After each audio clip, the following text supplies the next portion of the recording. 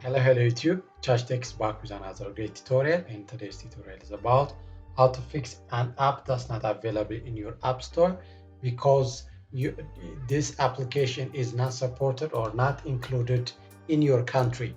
So to solve this problem, the solution that we are going to use is changing the country on your Apple ID. So to change the country on your Apple ID, there are two things you should have to fulfill. So the first thing that we should have to fulfill is the app music subscription should have to be expired, or it should not have to be active. If it is active, you cannot change your country. So to check that, as you are seeing on a screen, select the setting, and after the setting, click on your account. As you are seeing the red arrow, open your account, then select the subscription, which is the black box that you are seeing. Select the subscription, and the subscriptions will show you the active subscriptions on your account. So in my case, as you are seeing on the red arrow, you don't have any subscriptions. And the other one is you should not have to have an active balance on your Apple account. So if you have a balance on your Apple credit card or on your Apple account, you cannot change your country. So to change the country, select the App Store.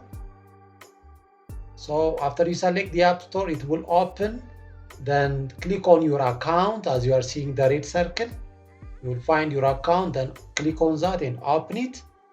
Then after that, click on the information. As you are seeing the green arrow, click on the information of your account, and it will proceed you to the information that you are going to change on your Apple ID.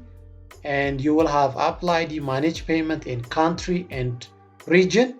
So select country or region option, and after that it will show you change country or region.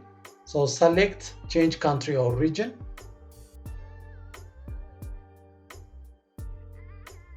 Then after that, select the country that you will find that specific application. In my case, I am going to select United States. So here I selected the United States. Then I'm going to agree with the terms and conditions of the App Store. So select the agree option.